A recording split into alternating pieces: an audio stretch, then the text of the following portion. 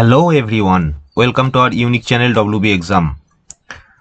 তোমরা অনেকেই জানো যে 16 তারিখে মানে 16ই জুলাই একটা নোটিশ বেরিয়েছিল যে কলকাতা পুলিশের সাব ইন্সপেক্টর আর সার্জেন্ট পোস্টে কিছু ভ্যাকেন্সি রয়েছে। তো সেই সাব ইন্সপেক্টর আর সার্জেন্ট পোস্টে কিছু রিক্রুটমেন্ট হবে। তো সেই নোটিশেতে বা সেই নোটিফিকেশনেতে তোমার এখানে পুরো ফুল ডিটেলসে বলা রয়েছে কতগুলো ভ্যাকেন্সি থাকবে, তোমাদের এলিজিবিলিটি ক্রাইটেরিয়া কি, এজ কত থাকতে হবে, সিলেবাস কি রয়েছে। তো আমি এই ভিডিওটাতে সেই সব নিয়ে আলোচনা করব, ঠিক আছে? তো এই ভিডিওটা তোমরা একদম শেষ পর্যন্ত দেখতে থাকো। এই পিডিএফটাতে কয়েকটা গুরুত্বপূর্ণ পয়েন্ট রয়েছে, সেইগুলো কিন্তু খুব ভাইটাল পয়েন্ট, সেগুলো তোমাদেরকে খেয়াল রাখতেই হবে। সেইগুলো তোমাদেরকে ফর্ম ফিল আপের সময় খেয়াল রাখতে হবে। এবং আরও একটা ইম্পর্টেন্ট পয়েন্ট বলবো শেষে, যে তোমরা যদি ফিজিক্যাল টেস্টে মানে ফিজিক্যাল মেজারমেন্ট টেস্টে যদি তোমরা প্রথমে পাস না করতে পারো, তো তখন তোমরা কি করবে, ঠিক আছে? তো সেই সব সম্পর্কেই আমি এই ভিডিওটা করতে চলেছি। তো তোমরা ভিডিওটা শেষ পর্যন্ত দেখতে থাকো। তোমাদের ভিডিওটা যদি ভালো লেগে থাকে, আমার দেওয়া ইনফরমেশন যদি তোমাদের হেল্পফুল হয়, তোমরা অবশ্যই একটা লাইক করে দিও। তো দেখো, তোমরা পিডিএফটা প্রথমেই দেখতে পাচ্ছ যে West Bengal police recruitment board, Araksha ভবন, 5th ফ্লোর। তো এই West Bengal police recruitment board Kolkata পুলিশের সাব ইন্সপেক্টর আর সাব ইন্সপেক্ট্রেস মানে লেডি সাব ইন্সপেক্টর আর সার্জেন্ট পোস্টে রিক্রুটমেন্ট করতে চলেছে, ঠিক আছে? তো এখানে প্রথম পয়েন্টই দেওয়া আছে যে তোমাদের পোস্টের নামটা দেওয়া রয়েছে আর তোমার পে স্কেল কত হবে, মানে স্যালারি কত হবে। তো পে স্কেলের যে লেভেলটা হবে সেটা হবে লেভেল 10, আর তোমাদের স্যালারিটা হবে 32,100 থেকে 82,900 পর্যন্ত, ঠিক আছে? তো এরপর মেন পয়েন্ট যেটা আছে যে কতগুলো ভ্যাকেন্সি রয়েছে। তো তোমাদের এখানে দেখো একটা টেবিল করা রয়েছে, sub inspector of Kolkata police, মানে কলকাতা পুলিশের সাব ইন্সপেক্টরে মানে যারা মেল ক্যান্ডিডেট তাদের জন্য এটা। তো আনরিজার্ভদের জন্য রয়েছে 101টা, ঠিক আছে? শিডিউল কাস্টের জন্য 41টা, শিডিউল ট্রাইবের জন্য 9টা, ওবিসি এ এর জন্য 19টা, আর ওবিসি বি এর জন্য 11টা। টোটাল 180টা পোস্ট রয়েছে সাব ইন্সপেক্টরে, মানে মেল ক্যান্ডিডেটদের জন্য, পুরুষদের জন্য। আর মহিলাদের জন্য বা ফিমেল ক্যান্ডিডেটদের জন্য কি রয়েছে, তাদের জন্য আনরিজার্ভে রয়েছে 10টা পোস্ট, শিডিউল কাস্টে রয়েছে 10টা পোস্ট, শিডিউল ট্রাইবে রয়েছে 2টো পোস্ট, ওবিসি এ তে রয়েছে 2টো পোস্ট, আর ওবিসি বি তে রয়েছে 3টে পোস্ট। টোটাল রয়েছে 27টা, ঠিক আছে? আর সার্জেন্ট পোস্টে রয়েছে তোমার আনরিজার্ভদের জন্য 60টা, শিডিউল কাস্টের জন্য 16টা, শিডিউল ট্রাইবের জন্য 25টা, আর ওবিসি এ এর জন্য 12টা, ওবিসি বি এর জন্য 9টা। টোটাল 122টা। তো এই 3টে পোস্ট নিয়ে টোটাল ভ্যাকেন্সি হচ্ছে 330টা, ঠিক আছে? তো আরেকটা জিনিস বলে রাখি, আগে যখন কলকাতা পুলিশের এসআই বা সার্জেন্ট নিয়োগ হতো, তখন সেটা কলকাতা পুলিশ নিজেই রিক্রুট করতো। মানে কলকাতা পুলিশের আলাদা রিক্রুটমেন্ট বোর্ড ছিল, কলকাতা পুলিশ রিক্রুটমেন্ট বোর্ড। তো কলকাতা পুলিশ রিক্রুটমেন্ট বোর্ড তখন এই পোস্টগুলো নিয়োগ করতো। তো এখন সেই কলকাতা পুলিশের রিক্রুটমেন্টটাও ডব্লিউপির আন্ডারে চলে গেছে। তো ডব্লিউপি রিক্রুটমেন্ট বোর্ড এই কলকাতা পুলিশের রিক্রুটমেন্টগুলো নেবে, ঠিক আছে? এরপর দেখো এখানে কিছু পয়েন্ট বলা রয়েছে। দেখো এখানে 1 নম্বর পয়েন্টে কি দেওয়া আছে যে total vacancy are stated above is purely provisional and subjected to marginal changes. মানে এই যে টোটাল ভ্যাকেন্সিটা রয়েছে 330টা, এটা হালকা চেঞ্জ হতে পারে, মানে ভ্যাকেন্সিটা কমতেও পারে বাড়তেও পারে, ঠিক আছে? তারপরে একটা যেটা মেন ভাইটাল একটা পয়েন্ট আছে যে appointment candidates may be transferred from Kolkata police to West Bengal police in the public interest if the government so desire. মানে যারা কলকাতা পুলিশে জয়েন করবে তারা কিন্তু গভর্নমেন্ট যদি চায়, মানে সরকার যদি চায়, তাদেরকে কিন্তু ডব্লিউবিপিতে মানে ওয়েস্ট বেঙ্গল পুলিশেও ট্রান্সফার করতে পারে, ঠিক আছে? এটা তোমরা খেয়াল রাখবে এই পয়েন্টটা। আর একটা ভাইটাল পয়েন্ট হচ্ছে 3 নম্বর পয়েন্টটা কি বলেছে, the applicants shall be required to indicate there choice of post in order to preference at the time of submission of application. মানে তোমরা যখন ফর্মটা ফিল আপ করবে, ফর্ম ফিল আপের সময় তোমাদের পোস্ট প্রেফারেন্স দিতে হবে। মানে তোমরা কোন পোস্টটাকে প্রথমে রাখবে, তোমরা সার্জেন্টকে ফার্স্টে রাখবে, তোমার যেটা চয়েস হবে, তুমি সার্জেন্টকে ফার্স্ট প্রেফারেন্সে রাখবে না এসআই কে ফার্স্টে রাখবে, সেটা তোমার ব্যাপার, ঠিক আছে? তো যেটাই পোস্ট প্রেফারেন্সে ফার্স্টে রাখো বা সেকেন্ডে রাখো, সেটা একটু ভালো করে সেটা সম্বন্ধে জেনে তারপরে পোস্ট প্রেফারেন্সটা দিলে আমার মনে হয় ভালো হবে। আর একটা জিনিস বলে রাখি যে সার্জেন্টে কিন্তু কোনো মহিলা নেওয়া হবে না, মানে ফিমেল ক্যান্ডিডেটরা এলিজিবল নয় সার্জেন্টের জন্য, ঠিক আছে? তো এরপরে যে পয়েন্টটা আছে দেখো,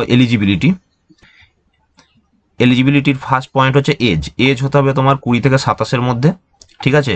মানে 1/1/2021 এই তারিখের সাপেক্ষে তোমার বয়স 20 থেকে 27-এর মধ্যে হতে হবে।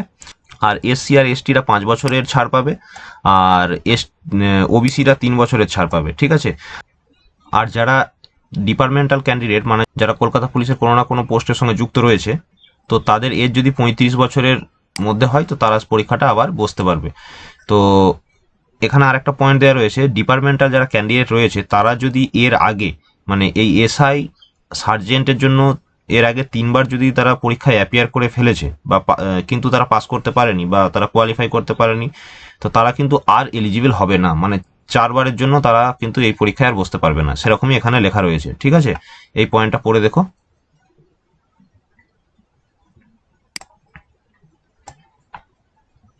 ঠিক আছে, তারপরে রয়েছে ডেট অফ বার্থ, যেমন মাধ্যমিকে তোমার মাধ্যমিক সার্টিফিকেটে যেমন রয়েছে সেই অনুযায়ী ডেট অফ বার্থ বসাবে, ঠিক আছে। তো আমি এরপরে চলে যাচ্ছি এডুকেশনাল কোয়ালিফিকেশনে। এডুকেশনাল কোয়ালিফিকেশন হচ্ছে ব্যাচেলার ডিগ্রি, মানে যাদের গ্র্যাজুয়েশন রয়েছে তো তারা এলিজিবল, ঠিক আছে, মানে যারা গ্র্যাজুয়েশন পাস করে গেছে। এখন অনেকের মনে আসতে পারে, ধরো যারা অনেকে ফাইনাল ইয়ারে রয়েছে, তো ফাইনাল ইয়ারে যে সমস্ত স্টুডেন্ট বা অ্যাসপিরেন্ট রয়েছে, তো তাদের মনে একটা কোশ্চেন আসতে পারে যে তারা এলিজিবল কি এলিজিবল নয় এই পরীক্ষাটার জন্য। তো এখানে দেখো দেওয়া রয়েছে যে applicants must possess the above noted qualification on or before the date of publication of the advertisement, ঠিক আছে। মানে এই অ্যাডভার্টাইজমেন্টটা বা এই রিক্রুটমেন্টের যে নোটিশটা যেই তারিখে বেরিয়েছিল তার আগে যদি তাদের কোর্স কমপ্লিট হয়ে যায় বা তাদের গ্র্যাজুয়েশন যদি কমপ্লিট হয়ে যায় তারাই এলিজিবল কিন্তু, ঠিক আছে। যদি ওই ডেটের পরে তারা পাস করে বা তাদের ডিগ্রি কমপ্লিট হয় তো তারা কিন্তু এলিজিবল নয়। তো কোন দিনে বা কোন ডেটেতে এই অ্যাডভার্টাইজমেন্টটা পাবলিশ হয়েছিল, দেখো ওটা হয়েছিল তোমার 16ই জুলাই, ঠিক আছে। এই যে দেখো এখানে দেখো 16/7/2021, এইটা 16/7/2021 এই নোটিশটা বেরিয়েছিল। তো 16/7/2021 আগে যাদের ডিগ্রি কমপ্লিট হয়ে গেছে তারা কিন্তু এলিজিবল, ঠিক আছে। তারপরে দেখো এখানে লেখা রয়েছে, এইটা আমি যেটা বলছিলাম যে যারা ফিমেল ক্যান্ডিডেটরা সার্জেন্ট পোস্টের জন্য এলিজিবল নয়, তারা শুধু সাব ইন্সপেক্ট্রেস পোস্টের জন্য এলিজিবল, ঠিক আছে। এখানে লেখা রয়েছে দেখো female candidates are only eligible for the post of sub inspectress, ঠিক আছে। নেক্সট পয়েন্ট কি রয়েছে যে minimum physical measurement test of candidate. তো তোমাদের ফিজিক্যাল মেজারমেন্ট কত হওয়া উচিত সাব ইন্সপেক্টর বা সাব ইন্সপেক্ট্রেস বা সার্জেন্টের জন্য, এখানে দেওয়া রয়েছে দেখো। তো এসআই এর জন্য তোমাদের হাইট হতে হবে 167 সেন্টিমিটার, ঠিক আছে, মানে গোর্খা, রাজবংশী, গারোয়ালি, শিডিউল ট্রাইব বাদে। আর তোমাদের চেস্ট হতে হবে 79 সেন্টিমিটার, আর মিনিমাম 5 সেন্টিমিটার তোমাদেরকে ফুলাতে হবে, ঠিক আছে। আর যারা গোর্খা, রাজবংশী, গারোয়ালি, শিডিউল ট্রাইব রয়েছে তো তাদের হাইট লাগবে 160 সেন্টিমিটার মিনিমাম এটা। আর তাদের চেস্ট হতে হবে 76 সেন্টিমিটার, আর মিনিমাম 5 সেমি ফুলাতে হবে, ঠিক আছে। আর এখানে ওয়েটটাও দেওয়া রয়েছে, দেখো ওয়েটটা একটু দেখে নিও, 56 কেজি আর 52 কেজি। আচ্ছা, লেডি এসআই এর জন্য বা সাব ইন্সপেক্টরের জন্য, মহিলারা যারা সাব ইন্সপেক্টর পোস্টের জন্য অ্যাপ্লাই করবে তো তাদের হাইট হতে হবে 160 সেন্টিমিটার, ঠিক আছে। আর যারা গোর্খা, রাজবংশী, গারোয়ালি, শিডিউল টাইপ রয়েছে তাদের 155 সেন্টিমিটার হতে হবে। আর সেই অনুযায়ী ওয়েটটাও দেওয়া রয়েছে, ওয়েট দেওয়া রয়েছে দেখো এখানে 48 কেজি, আর গোর্খা, রাজবংশী, গারোয়ালি, শিডিউল টাইপদের জন্য 45 কেজি, ঠিক আছে। আচ্ছা, এরপর হচ্ছে সার্জেন্ট পোস্টের জন্য যারা এলিজিবল হবে তো তাদের হাইট হতে হবে 173 সেন্টিমিটার, ওই গোর্খা, রাজবংশী, গারোয়ালি আর এসটি বাদে। গোর্খা, রাজবংশী, গারোয়ালি, এসটিদের হতে হবে 163 সেন্টিমিটার, ঠিক আছে। আর চেস্ট হতে হবে 86 সেমি, আর মিনিমাম 5 সেন্টিমিটার এক্সপ্যানশন করতে হবে। আর গোর্খা, রাজবংশী, গারোয়ালি, এসটিদের জন্য চেস্ট হতে হবে 81 সেন্টিমিটার, আর মিনিমাম 5 সেন্টিমিটার এক্সপানশন করতে হবে। আর এখানে ওয়েটটা দেখো, ওয়েটটা দেখে নাও, এখানে ওয়েট হচ্ছে 60 কেজি, আর যারা গোর্খা, রাজবংশী, এসটি আর গারোয়ালি রয়েছে তাদের হচ্ছে 54 কেজি, ঠিক আছে। তো এরপর ফিজিক্যাল এফিসিয়েন্সি টেস্ট, মানে তোমাদের কত মিটার রান কমপ্লিট করতে হবে। যারা এসআই এর জন্য অ্যাপ্লাই করবে, এসআই আর তোমার সার্জেন্ট, মানে আলটিমেট মেল ক্যান্ডিডেটদেরকে 3 মিনিটে 800 মিটার কমপ্লিট করতে হবে, ঠিক আছে। আর যারা ফিমেল ক্যান্ডিডেটদেরকে 2 মিনিটে 400 মিটার কমপ্লিট করতে হবে, ঠিক আছে। মানে যারা সাব ইন্সপেক্টর পদে এলিজিবল হবে বা অ্যাপ্লাই করবে তাদেরকে 2 মিনিটে 400 মিটার, আর মেল ক্যান্ডিডেটদের জন্য 3 মিনিটে 800 মিটার, ঠিক আছে। একটা পয়েন্ট দেখো, যারা ফিজিক্যাল হ্যান্ডিক্যাপ তারা কিন্তু এই পোস্টে এলিজিবল নয়। এখানে লেখাই রয়েছে physical handicaps candidate shall not be eligible to apply, আচ্ছা, রিক্রুটমেন্টের প্রসেসটা কি হবে, এটা তোমাদের 4টে স্টেজে রিক্রুটমেন্টটা হবে। একটা প্রথমে হচ্ছে তোমাদের প্রিলি এক্সাম হবে, তারপরে তোমাদের ফিজিক্যাল মেজারমেন্ট আর ফিজিক্যাল এফিসিয়েন্সি টেস্ট হবে, তারপরে হবে তোমার ফাইনাল টেস্ট, তারপরে হবে তোমার পার্সোনালিটি টেস্ট বা ইন্টারভিউ। তো প্রিলি যে এক্সামটা হবে তাতে 200 নম্বরের কোশ্চেন হবে, প্রত্যেকটা কোশ্চেন হচ্ছে তোমার 2 নম্বরের করে কোশ্চেন হবে, ঠিক আছে। তো কি থাকবে, জেনারেল স্টাডিজে থাকবে 100 নাম্বার, যার কোশ্চেন থাকবে 50টা। রিজনিংয়ে থাকবে 50 মার্কস, ঠিক আছে, কোশ্চেন থাকবে তোমার 25টা। আর অ্যারিথমেটিকে থাকবে তোমার 25টা কোশ্চেন, মানে 50 মার্কস, ঠিক আছে, টোটাল হচ্ছে 200 মার্কস। আর টাইম কতক্ষণ থাকবে, টাইম হচ্ছে 90 মিনিট, মানে 1.5 ঘন্টা, ঠিক আছে। এই প্রিলিমিনারি এক্সামটা হবে স্ক্রিনিং টেস্ট নেচার, মানে এই পরীক্ষার রেজাল্টটা জাস্ট তোমাকে বলবে তুমি ফিজিক্যাল মেজারমেন্ট টেস্ট আর ফিজিক্যাল এফিসিয়েন্সি টেস্টের জন্য কোয়ালিফাই করেছো কি করনি, মানে তার জন্য তুমি এলিজিবল কি এলিজিবল না। এই প্রিলির এক্সামটা কিন্তু ফাইনালে কোথাও যোগ হবে না, ঠিক আছে। তোমরা যদি প্রিলি এক্সামটা কোয়ালিফাই করো তখন তোমরা ফিজিক্যাল মেজারমেন্ট টেস্ট আর ফিজিক্যাল এফিসিয়েন্সি টেস্টের জন্য এলিজিবল হবে, ঠিক আছে। পরীক্ষাটা কিন্তু কম্পিউটারে হবে না, পরীক্ষাটা হবে তোমার এমনি পেন পেপারে, ওএমআর সিট দেবে, ঠিক আছে। আর কোশ্চেন পেপারটা থাকবে তোমার 2টো ল্যাঙ্গুয়েজে, ইংলিশ আর বাংলা, ঠিক আছে। দেখো এখানে লেখা রয়েছে, the marks obtained by the candidate in preliminary examination shall not be counted for the purpose of determining the final merit list, মানে ফাইনাল মেরিট লিস্টে প্রিলির নাম্বারটা কোনো রকমভাবে যোগ হবে না। আচ্ছা, আর একটা ভাইটাল পয়েন্ট হচ্ছে এই প্রিলি এক্সামেতে নেগেটিভ মার্কিং থাকবে। কত নেগেটিভ মার্কিং থাকবে, 0.25।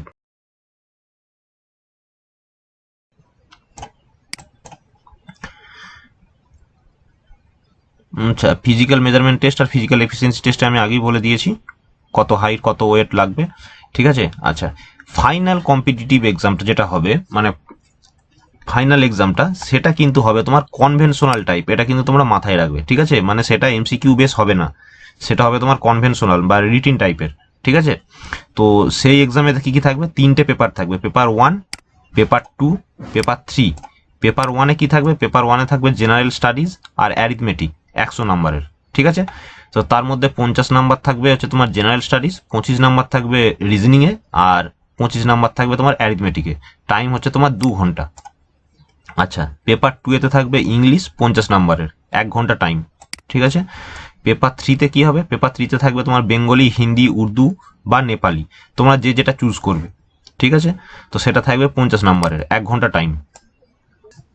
আচ্ছা, ফাইনাল এক্সামের যে পেপার 1টা হবে, মানে জেনারেল স্টাডিজ আর অ্যারিথমেটিক, ঠিক আছে, এটা 3টে ল্যাঙ্গুয়েজে সেট করা হবে, একটা হচ্ছে ইংরাজি, বাংলা আর নেপালি।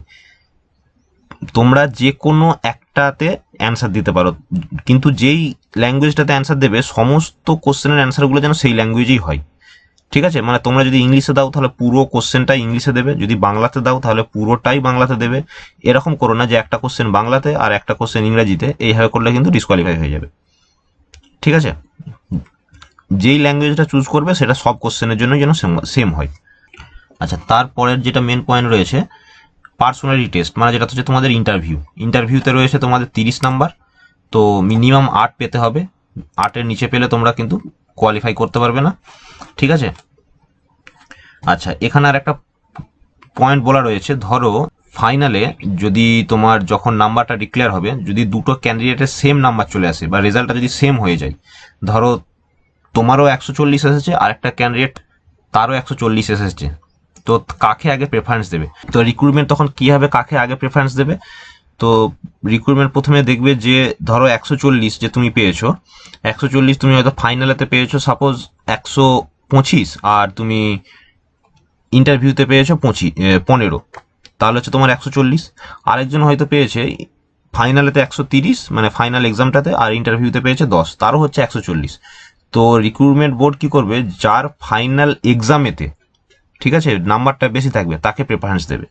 এরপর ধরো যদি দুজনেরই যদি ফাইনাল এক্সামের নাম্বারটা সেম হয়ে যায়, তখন কি হবে, তখন পেপার 1, মানে ফাইনাল যে কম্পিটিটিভ এক্সামটা, পেপার 1-এ যার নাম্বার বেশি তাকে প্রেফারেন্স দেবে। এরপর সেটাও যদি সমান হয়ে যায়, তখন যার বয়স বেশি, যে সিনিয়র বেশি, তাকে প্রেফারেন্স দেবে। তো এত দূর পর্যন্ত ব্যাপারটা গোড়াই না, মানে ধরো এত সেম সেম সব নাম্বার আসে না জেনারেলি, তবু এখানে এদের একটা গাইডলাইন্স দেওয়া রয়েছে, আমি সেটা ডিসকাস করে দিলাম। এরপর হচ্ছে সিলেবাস। প্রিলিজ সিলেবাসে কি রয়েছে? প্রিলিজ সিলেবাসে রয়েছে তোমার জেনারেল স্টাডিজ। জেনারেল স্টাডিজে কি লেখা রয়েছে? Question will be set to test the general knowledge of candidates in different sphere, মানে তোমাদের history, geography, static GK, current affairs, physical science, life science, সব জায়গা থেকে কোশ্চেন থাকবে, যেটা হয় নর্মালি। তারপরে আছে তোমার রিজনিং, তারপর আছে তোমার অ্যারিথমেটিক। অ্যারিথমেটিকটা মানে তোমার হচ্ছে মাধ্যমিক বেসিসে কোশ্চেন হবে, ঠিক আছে? আচ্ছা, এই যে পেপার, এটা যেটা বললাম, এটা কিন্তু প্রিলিরও হবে, আর ফাইনালে তোমার যেটা পেপার 1 তারও এই সেম সিলেবাস, ঠিক আছে? আচ্ছা, ফাইনালের এরপর পেপার 2 আর পেপার 3 সিলেবাসটা দেখো এখানে দেওয়া রয়েছে। পেপার 2 হচ্ছে ইংলিশে। কোশ্চেনগুলো কিসের ওপরে, মানে কোশ্চেন কিসের ওপরে হবে? একটা হচ্ছে তোমার drafting of the report from the points or material supply, ঠিক আছে? 2 নম্বর পয়েন্ট হচ্ছে translation from Bengali or Hindi or Urdu or Nepali as the case maybe to English, মানে বাংলা থেকে ইংরাজিতে করতে হবে, ঠিক আছে? Condensing of A pros passage, মানে তোমাকে কোনো কিছু একটা প্যাসেজ দেবে, তো সেটার একটা সামারি লিখতে হবে, ঠিক আছে? প্রিসাইজ করে লিখতে হবে। আচ্ছা, তারপরে হচ্ছে correct use of words, correction of sentences, use of common phrase, synonyms, antonyms, ঠিক আছে? আচ্ছা, পেপার 3-তে কী হবে? পেপার 3টা হবে তোমার হয় বেঙ্গলি, হিন্দি, উর্দু বা নেপালিতে, ঠিক আছে? কোশ্চেন কীরকম হতে পারে? কোশ্চেন হবে যে drafting of A report from the points or material supply, মানে পেপার 2টা ছিল ইংলিশে, ঠিক আছে? তো এটা এবার পেপার 3-তে তোমরা যেই ল্যাঙ্গুয়েজটা চুজ করবে, যারা বেঙ্গলি চুজ করবে তারা এই যে পয়েন্টটা রয়েছে এটাকে বাংলাতে লিখতে হবে, এর উপর একটা রিপোর্ট বানাতে হবে, ঠিক আছে? আর 2 নম্বর পয়েন্টে কি রয়েছে? মানে ইংরাজি থেকে বাংলাতে ট্রান্সলেশন করতে হবে, বা ইংরাজি থেকে নেপালিতে, যারা নেপালি চুজ করবে তাদের জন্য নেপালিতে ট্রান্সলেশন করতে হবে, আর যারা বাংলা চুজ করবে তারা ইংলিশ টু বেঙ্গলি ট্রান্সলেশন করবে, ঠিক আছে? আচ্ছা, এরপর আর এখানে সেরকম খুব একটা ইম্পর্টেন্ট কিছু নেই। এগুলো তোমরা যখন ফাইনাল সিলেক্ট হবে তখন এগুলো একটু দেখতে হবে, appointment and probation, training and examination কি হয় না হয়, তো এখন এত কিছু দরকার নেই তোমাদের। তো এখন আর একটা যেটা ভাইটাল পয়েন্ট হচ্ছে যে এই অ্যাপ্লিকেশনটা কতদিন চলবে, মানে আমরা কতদিন এটা অ্যাপ্লাই করতে পারবো? 19শে জুলাই থেকে 19শে আগস্ট পর্যন্ত, ঠিক আছে? এটা হচ্ছে মানে 19শে আগস্ট হচ্ছে আমার লাস্ট ডেট এটা অ্যাপ্লাই করার জন্য, এটা কিন্তু তোমরা মাথায় রেখো। তো লাস্ট ডেট পর্যন্ত তোমরা কেউ যেও না, আমার মতে তোমরা এই জুলাই মাসের মধ্যেই অ্যাপ্লাই করে ফেলো, কারণ যত শেষের দিকে যাবে, মানে লাস্ট ডেটের দিকে যাবে, তত একটা সার্ভারের প্রবলেম হওয়ার একটা চান্সেস থাকে। তো সেই জন্যই বলছি লাস্ট ডেট অ্যাভয়েড করো, তোমরা জুলাই মাস বা আগস্টের ফার্স্ট উইকের মধ্যে তোমরা অ্যাপ্লাইগুলো করে ফেলো, ঠিক আছে? আচ্ছা, এরপর আর একটা পয়েন্ট হচ্ছে যে অ্যাপ্লিকেশন ফিস কত। অ্যাপ্লিকেশন ফিস হচ্ছে তোমার জেনারেল, ওবিসি এদের জন্য হচ্ছে তোমার অ্যাপ্লিকেশন ফি 250 টাকা, আর প্রসেসিং ফি 20 টাকা, মানে টোটাল হচ্ছে 270 টাকা। আর শিডিউল কাস্ট আর শিডিউল ট্রাইবের ক্ষেত্রে অ্যাপ্লিকেশন ফিটা লাগবে না, জাস্ট প্রসেসিং ফিটা লাগবে, সেটা হচ্ছে 20 টাকা, ঠিক আছে? এরপর হচ্ছে হাউ টু অ্যাপ্লাই। তো এই অ্যাপ্লাইয়ের ক্ষেত্রে আমি একটা ভাইটাল পয়েন্ট বলে দিই, তোমরা যেই পাসপোর্ট ছবিটা ওখানে দেবে, যেই ফটোগ্রাফটা ওখানে আপলোড করবে পাসপোর্ট ছবিটা, তার ব্যাকগ্রাউন্ডটা যেন সাদা হয়, হোয়াইট ব্যাকগ্রাউন্ড হয়, এটা কিন্তু মাথায় রাখবে একদম, ঠিক আছে? এখানে একদম লিখে দিয়েছে photograph must be on white background, ঠিক আছে? তো ফটোগ্রাফের ওপরে আর কোনো ক্রাইটেরিয়া নেই, শুধু এই ক্রাইটেরিয়াটা তোমরা মেনটেন করবে যেন ব্যাকগ্রাউন্ডটা সাদা হয়, ঠিক আছে? আর কেউ সানগ্লাস এইসব পরে ছবি দেবে না, নর্মাল ছবি দেবে, ঠিক আছে? কীভাবে অ্যাপ্লাই করতে হয়, তো তোমরা যদি সেটার উপরে ভিডিও চাও, বা তোমাদের যদি মনে হয় যে সেটার উপরে একটা ভিডিও দরকার, তো কমেন্ট বক্সে কমেন্ট করে জানিও, আমি কীভাবে অ্যাপ্লাই করতে হয় পুরো প্রসেসটা একটা ভিডিও বানিয়ে দেবো, ঠিক আছে? আর একটা জিনিস খেয়াল করবে যে তোমরা অ্যাপ্লাই করার পর যেই তোমাদের পিডিএফটা ডাউনলোড হবে, মানে অ্যাপ্লিকেশন যে ফর্মটা ডাউনলোড হবে, সেটা কিন্তু খুব ভালোভাবে রেখে দেবে তোমরা, ঠিক আছে? কারণ ওখানে একটা অ্যাপ্লিকেশন সিরিয়াল নম্বর থাকে, ওইটা কিন্তু খুব ইম্পর্টেন্ট।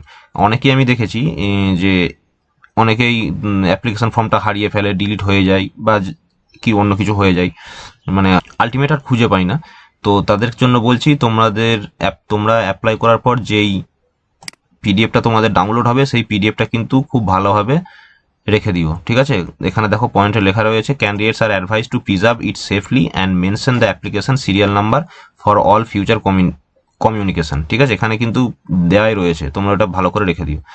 যদি আরেকটা জিনিস, যখন অ্যাপ্লাই করবে খুব সাবধানে ভালোভাবে কোনটাকে কি প্রেফারেন্স দেবে ফার্স্টে, কোনটা সেকেন্ড দেবে, তো সেইগুলো সব খেয়াল রেখে আর ফিল আপের সময় কোনো কিছু ভুল যেন না করো, ঠিক আছে? কারণ একবার যদি ভুল হয়ে যায় সেটা আর চেঞ্জ করতে কিন্তু পারবে না, এখানে সেটাই লিখে দিয়েছে যে request for change or correction in the application form shall not be entertained under any circumstances after final submission. মানে ফাইনাল সাবমিশনের পরে কিন্তু আর কোনো রকমভাবে কিছু চেঞ্জ করা যাবে না, এবং তার জন্য West Bengal police recruitment board কোনো রকমভাবে রেসপন্সিবল থাকবে না, ঠিক আছে? আচ্ছা, এখানে আর একটা যেটা জিনিস বলেছে এটা কমন, তোমাদের একটা ইন্ডিভিজুয়াল মোবাইল নাম্বার আর ইমেল আইডি থাকতে হবে, ঠিক আছে? এটা কোনো ব্যাপার না, এখন সবারই রয়েছে। আচ্ছা, আর একটা যে একটা মোস্ট ইম্পর্টেন্ট পয়েন্ট দেখলাম নতুন, এইটা তোমরা একটু খেয়াল রাখো। আচ্ছা দেখো, এখানে একটা বলেছে যে ডিফেক্টিভ আর ইনকমপ্লিট অ্যাপ্লিকেশন আর application with fuzzy photograph of candidate will be summarily rejected, ঠিক আছে? তোমাদের যদি অ্যাপ্লিকেশনটা ইনকমপ্লিট থাকে তাহলে সেটা কিন্তু রিজেক্ট হয়ে যাবে। তো আচ্ছা, আর একটা candidates those who submit more than one application form will be rejected summarily and the amount of application fees will be ফরফিটেড, ঠিক আছে? মানে কেউ যদি একটার বেশি দুটো অ্যাপ্লাই করে তো সেক্ষেত্রে কিন্তু তার অ্যাপ্লিকেশনটা রিজেক্ট হয়ে যাবে, ঠিক আছে? আচ্ছা, এরপর চলে আসো একদম এখানে। দেখো এই পয়েন্টটা একটা নতুন পয়েন্ট, খুব ভালো পয়েন্ট, এটা কিন্তু অনেকেই জানবে না, অনেকেই খেয়াল করবে না। এই পয়েন্টটা তোমরা কিন্তু দেখবে কি দেওয়া রয়েছে যে candidates dissatisfied with his or her physical measurement test during field test may appeal in writing before the chairperson of the selection board or committee on the same day of his or her test. মানে যদি ধরো তুমি প্রিলি pass করার পর যখন PMT দিতে যাবে physical measurement test, তো সেখানে তুমি যদি তোমার যে হাইটটা তোমার যে হাইট চেস্ট বা ওয়েটটা মেজার হবে, সেখানে যদি তোমার মনে হয় যে তুমি স্যাটিসফাইড নও, মানে তোমার মনে হয় যে তোমার হাইট আরও বাড়বে, বা তোমার চেস্ট যেটা মেপেছে সেটা সঠিক মাপেনি, বা তোমার হাইটটাও সঠিক মাপেনি, ওয়েটটাও সঠিক মাপেনি, বা কোনো একটা মেজারমেন্টে ভুল করেছে, তো সেটা কিন্তু তোমরা লিখিতভাবে চেয়ারপারসন অফ সিলেকশন কমিটিকে দিতে পারো। সেটা কিন্তু যেই দিনে তোমার টেস্ট হবে সেই দিনই তোমাকে ওই রিটিনটা সাবমিট করতে হবে, মানে ওই অ্যাপ্লিকেশনটা তোমাকে সাবমিট করতে হবে, পরে করলে কিন্তু আর হবে না। এখানে দেওয়া রয়েছে no appeal in this regard will be entertained in future. পরে কিন্তু ওটার উপরে কোনো অ্যাপিল করলে কিছু হবে না, ঠিক আছে? মানে কোনো রকম স্টেপ ওরা নেবে না। সুতরাং এটা তোমরা মাথায় রেখো, তোমাদের পিএমটিতে ফিজিক্যাল মেজারমেন্ট টেস্টে তোমাদের যদি মনে হয় যে আমার হাইটে বা আমার ওয়েটে বা আমার চেস্টে কোনো রকম মেজারমেন্টের ভুল হচ্ছে, তো তোমরা সেটার জন্য রিঅ্যাপ্লাই করতে পারো, ঠিক আছে?